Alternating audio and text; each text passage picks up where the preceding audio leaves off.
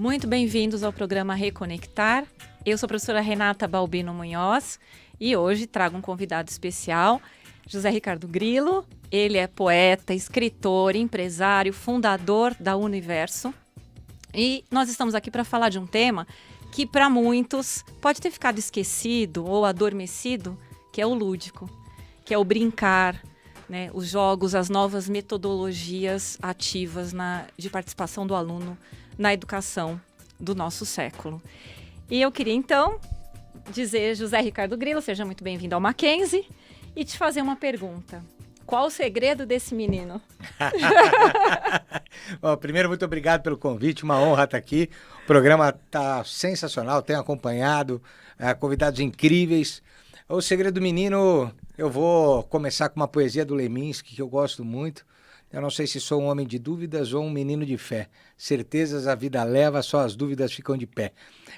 Eu tenho buscado descobrir que segredos são esses, muitas ações, sempre com o foco na transformação do humano, do lúdico, como uma referência para nos conectar com aquilo que vem antes da cultura. O lúdico, ele não está adormecido, na verdade ele está mal utilizado, eu diria, porque tem uma potência muito grande. A cultura nasce através do lúdico. A nossa simbologia, né, nos estudos antropológicos, a gente vai vendo as pinturas rupestres e é a partir do lúdico que a linguagem vem.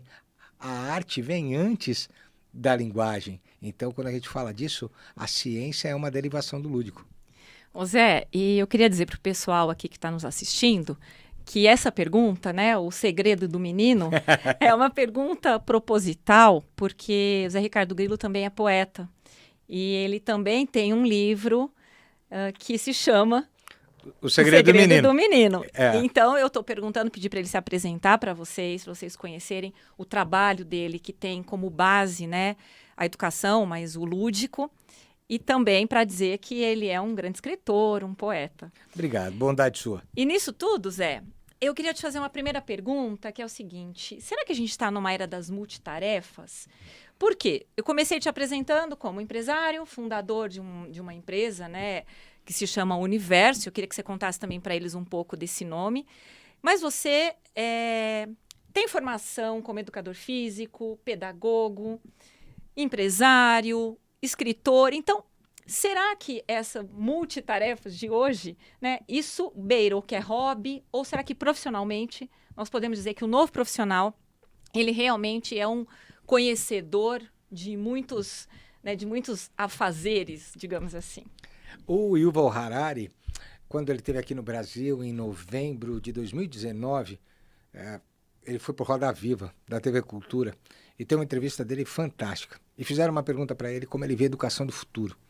E ele faz uma provocação que eu acho muito interessante. Ele diz assim: a gente não sabe o que conteúdo a gente precisa ensinar, mas eu tenho certeza das habilidades que a gente precisa ensinar. E uma delas é a flexibilidade cognitiva.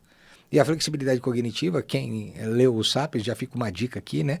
O Sapiens é um dos 3 livros do Harari, que é um professor israelense de história, mas que flerta com a futurologia. Então ele olha para a história e faz uma projeção do futuro.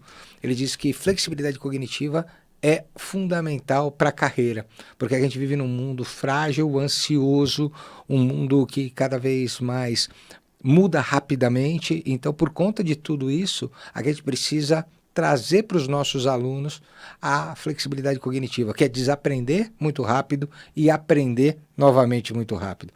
Fato que eu acho que a educação está um pouco desconexa desse propósito, porque ainda em muitos lugares a educação é conteudista e está muito focada naquilo que precisa ser aprendido. Será que a gente sabe realmente o que precisa ensinar? Então eu volto com isso. Só que o Harari fala isso e diz que a gente teria até 2030 para se adaptar ao novo.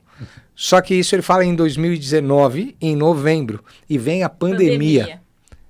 E aí essa aceleração da flexibilidade cognitiva, ela se torna fundamental para o mundo que a gente começa a viver. Exato. Então, diante desse cenário, eu acho que o lúdico é um ambiente seguro, onde a gente tem a oportunidade de experimentar através do erro.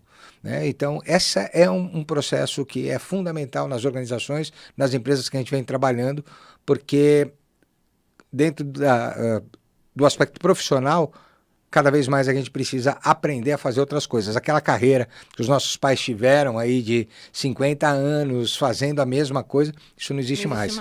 Ô Zé, e falando em pandemia, a pandemia ela intensificou muitos movimentos, né? Foi assim na moda, na educação. Eu acho que essa ideia de multitarefas também, né? A pandemia intensificou. E eu acho que o lúdico salvou muito a gente na pandemia. Uhum. Então, será que esse movimento de trazer o lúdico para a educação, de falarmos um pouco mais sobre isso, ele veio em razão da pandemia? É um momento favorável a isso? Eu não sei se ele vem em razão da pandemia, mas ele se intensifica na pandemia. Isso a gente pode falar com toda certeza que ele se intensificou na pandemia. Os jogos, a música, o que aconteceu de lives, né, de musicais. Muitas. E foi fundamental para a saúde emocional das pessoas poder estar conectado com o lazer dentro das suas próprias casas, que era algo que estava acontecendo. Você falou do livro O Segredo do Menino. O Segredo do Menino, eu escrevi antes da pandemia.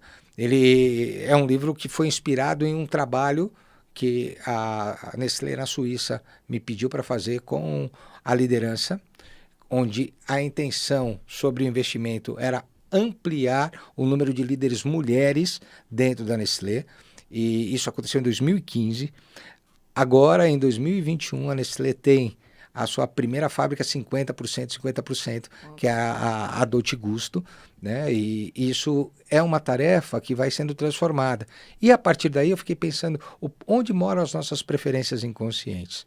Onde a gente acha que homens e mulheres têm suas diferenças, é claro, mas que não podem estar em relação de liderança. E isso é muito legal de ver acontecer quando a gente tem uma gigante, um player gigante do mercado mundial, falando a gente precisa repensar os nossos valores. E a partir daí eu fiquei pensando como é que a gente começa isso. E, claro, o meu espaço é o lúdico. Falei, quanto mais cedo a gente entender que as nossas diferenças podem nos aproximar, é por isso que o Segredo do Menino acontece. Ele vem por conta dessa história. E juntando com o que você falou, o Segredo do Menino ele é uma mudança significativa nesse processo para mim.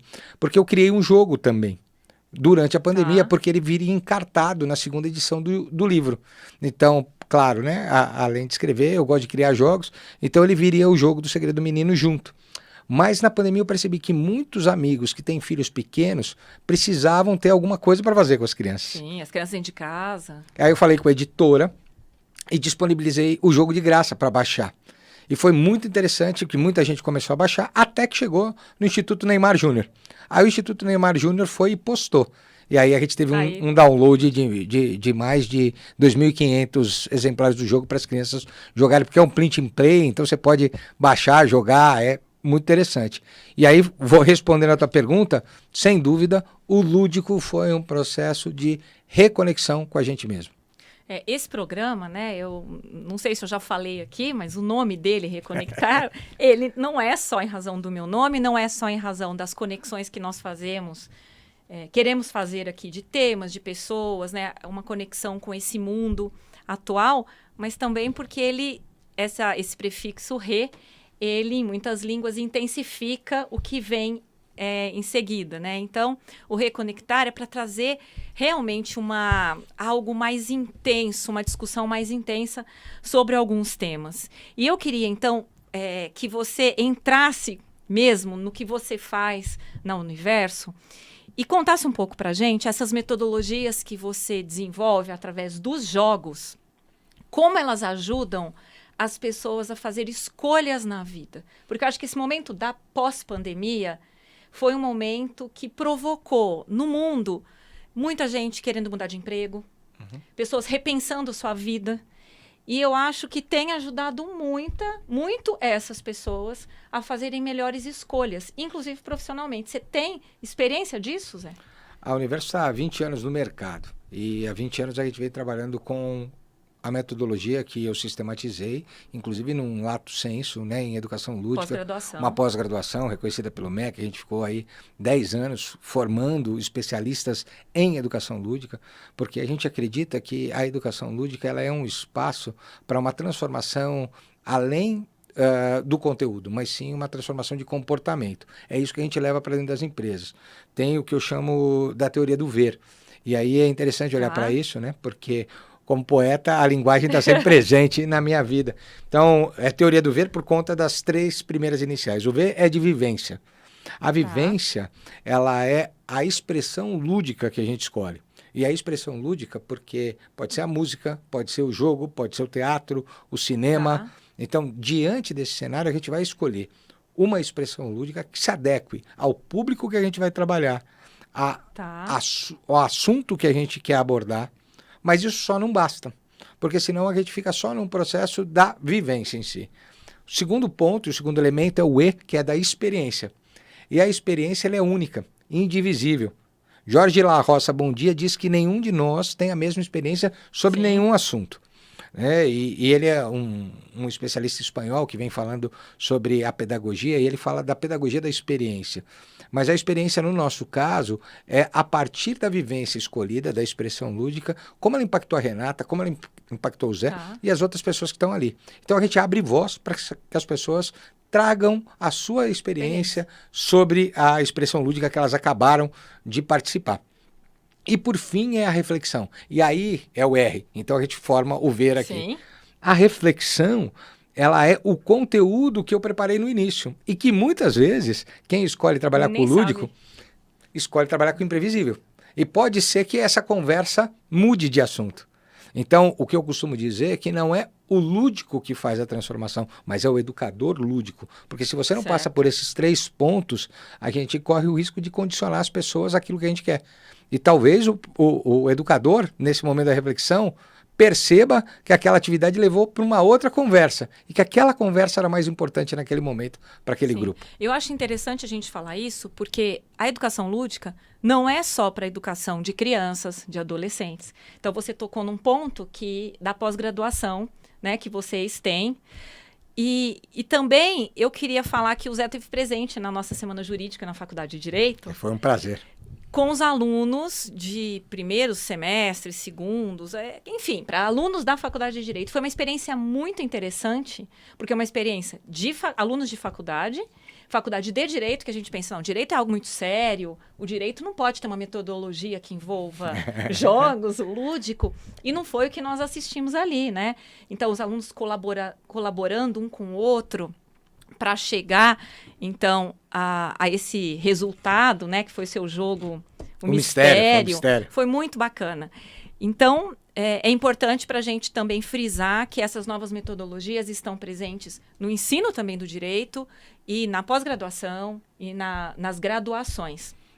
E isso me lembrou, conversando do seu livro, lembrou um livro que nós escrevemos com o grupo de estudo, que eu tenho há muitos anos aqui na faculdade, que começou discutindo questões de contratos e virou depois um grupo de estudos de Fashion Law, que é a pós-graduação que nós temos aqui no Mackenzie. Os alunos têm muito interesse nesse tema. Mas era um livro infantil. E eu sugeri que os alunos do grupo de estudo fizessem um artigo jurídico com base naquele livro infantil. E, de início, os alunos acharam estranho, né? Era um livrinho que se chama Feliz por Obrigação, eu recomendo para todo mundo que quiser ler. Mas o que ele tem de interessante, né? Era a história de um rei que estava sempre feliz. Então, ele tinha um sorriso, assim, muito aberto. E o reino dele, ele decreta que todo mundo tem que ser feliz por obrigação. Então, decreto do reino, você não pode ficar triste. Então, as pessoas viviam felizes sempre. Sempre, sempre, sempre. E um dia, um menininho, o cachorro dele morre. E aí o menino fica triste, começa a chorar. E aí ele é levado para o rei, dizendo, não, você não pode chorar, que você não pode ficar triste. Ele é levado até o rei. E aí, conversando com o rei, ele conta a história de que ele está chorando porque ele perdeu o cachorrinho dele, que era, né, tudo na vida dele. E ele começa a descobrir que aquele sorriso do rei era um sorriso de uma máscara. O rei usava uma máscara, porque ele queria esconder a tristeza dele. E conversando com o menino descobre que a tristeza dele era porque ele também perdeu um cachorrinho. E aí a história se desenvolve nessa relação dos dois, até que o rei, então, esse decreto deixa de existir, né? E aí as pessoas poderiam manifestar, né, a tristeza e seus sentimentos livremente, né? Poderiam chorar à vontade e manifestar. E por que eu estou falando tudo isso, né? esse livro ajudou os alunos a entenderem o conceito de obrigação. Então, foi muito importante no direito. Mas esse momento da pandemia, esse momento que o lúdico vem, foi também para lidar muito com tristeza. Né? E a gente tem vivenciado isso. Pode ser que alguém deixe o seu trabalho porque não está feliz, ou, né, porque vai buscar uma outra atividade, buscando uma realização maior. Então, você acha que esse processo todo do lúdico na educação e para a pessoa ajuda nesse sentido? Eu não tenho dúvida, eu não tenho dúvida. O lúdico, ela é uma expressão da alma humana. Eu acho que isso é algo que a gente precisa levar em consideração. Quando a gente olha para o lúdico, e ele está durante muito tempo no universo infantil, mas isso é muito recente, porque a criança só é reconhecida dentro da cultura e da sociedade no século XVIII, que são as primeiras, porque antes eram adultos miniaturas. A gente não ligava para a cultura da infância. A cultura da infância vai vindo depois. Então é interessante olhar para isso. O lúdico não está associado à criança, o lúdico está associado ao humano. Então, diante desse cenário, a criança ainda está vivendo mais as suas experiências sem toda a bagagem moral que a cultura nos impõe.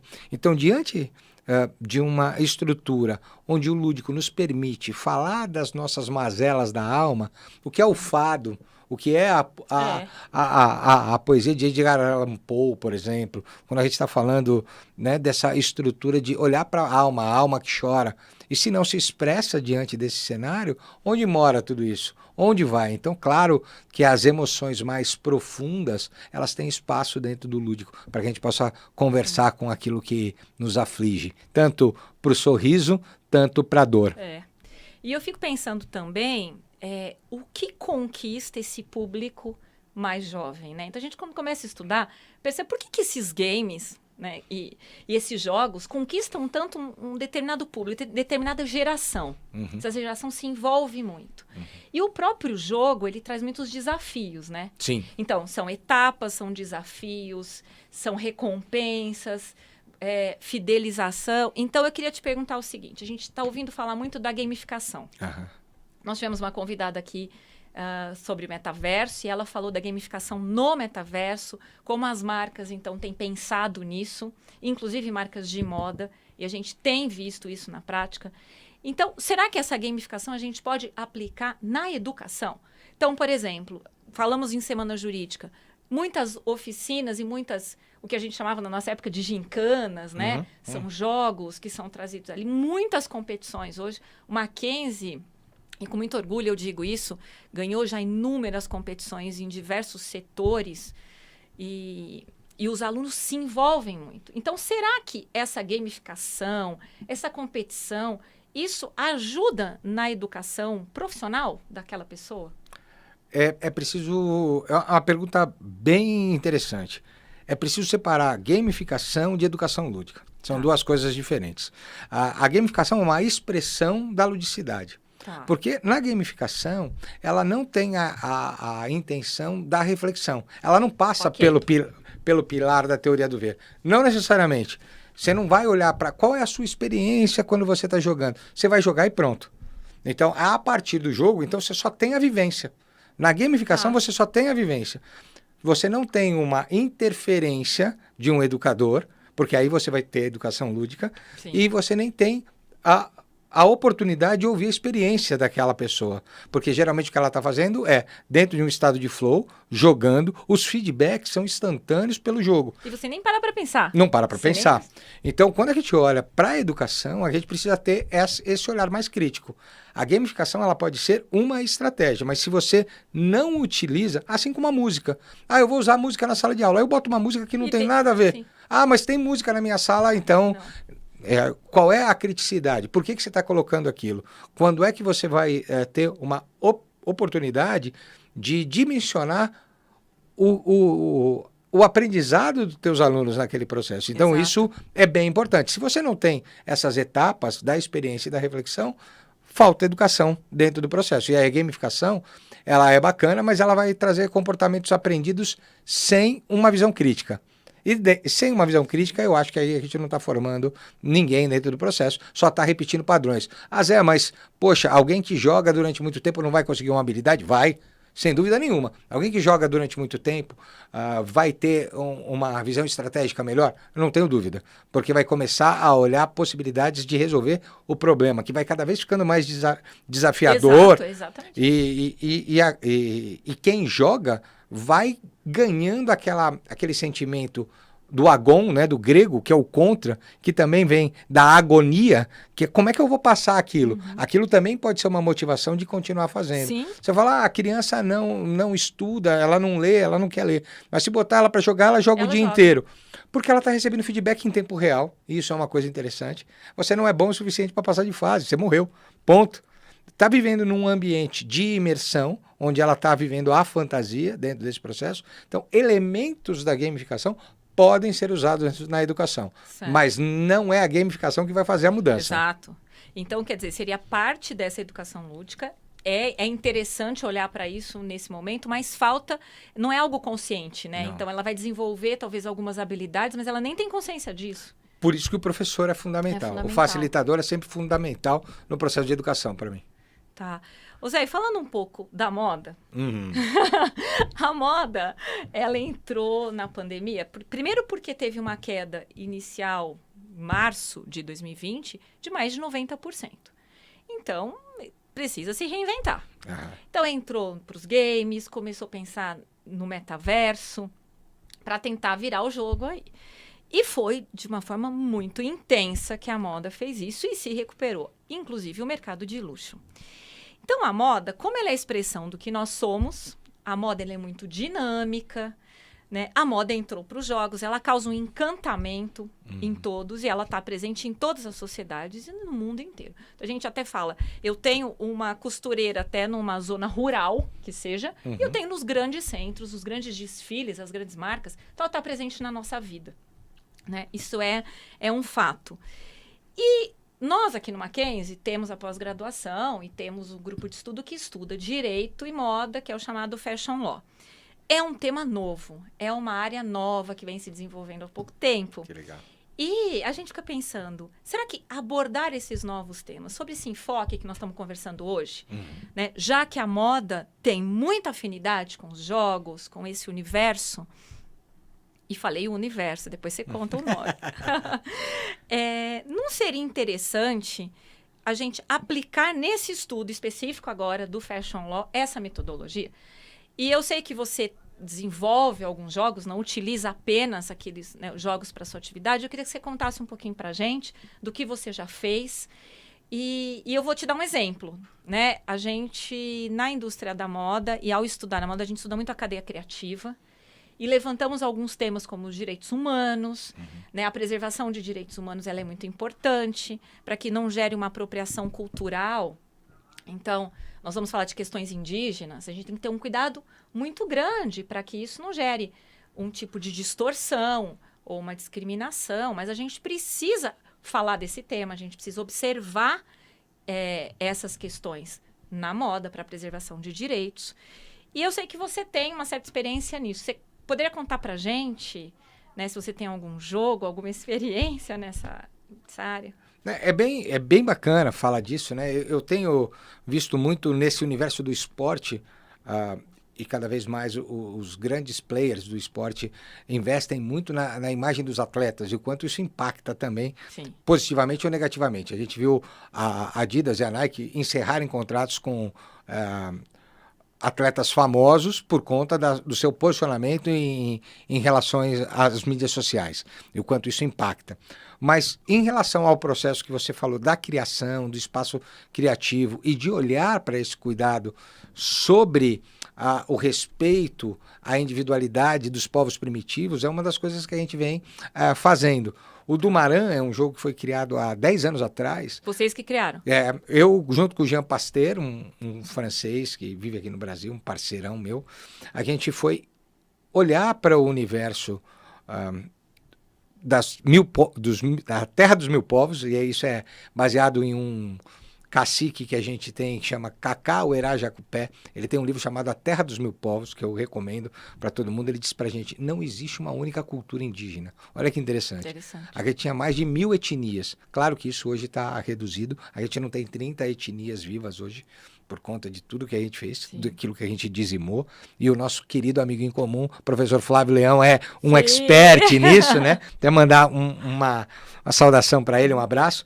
E aí a gente fez o Dumarã. O Dumarã foi criado todo baseado na cultura indígena.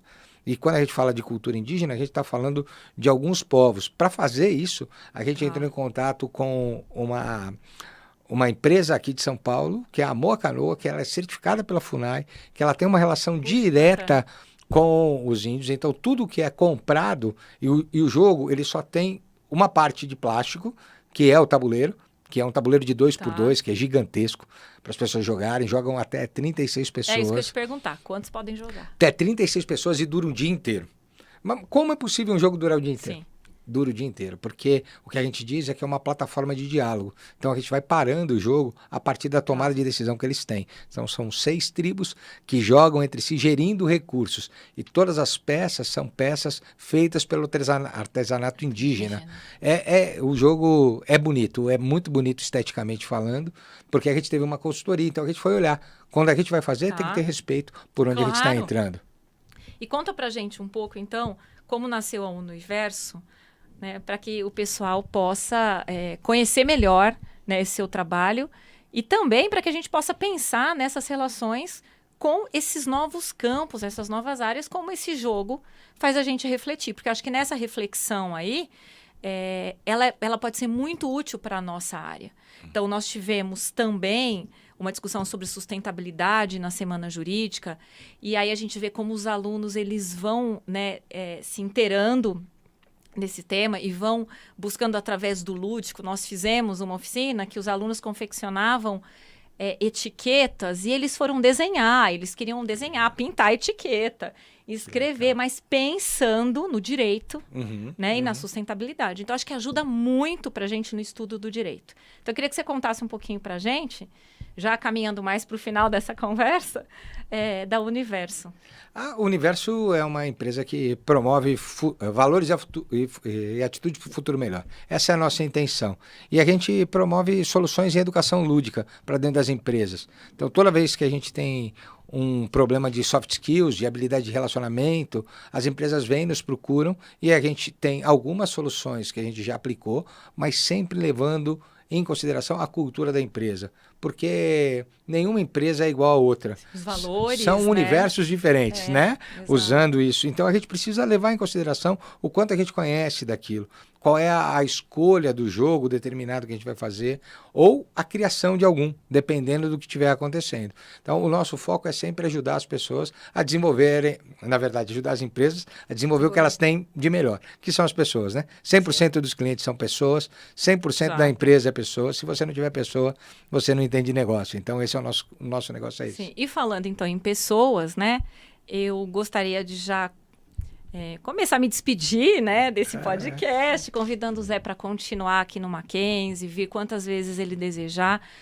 E até porque nós até podemos dizer, né, Zé, a gente está pensando em criar um jogo aí que a gente possa usar Com certeza. no curso de Fashion Law para desenvolver, para a gente começar a pensar e debater algumas questões que são importantes para a moda, para o direito, através do lúdico e dessas novas metodologias. Mas eu queria já terminar com um trechinho de um poema seu, que ele não falou desse livro, mas ele tem um livro de poemas sobre dragões e sonhos. Exato. E tem um trechinho que eu acho que tem muita relação com o nosso papo, que fala dos sonhos, né, da gente poder, muitas vezes, acho que através do lúdico, a gente pode identificar até os nossos sonhos e profissionalmente, né, seguir um caminho que nos traga mais felicidade, né, que é humano nessa relação, que fala o seguinte: sonhar alimenta, sustenta.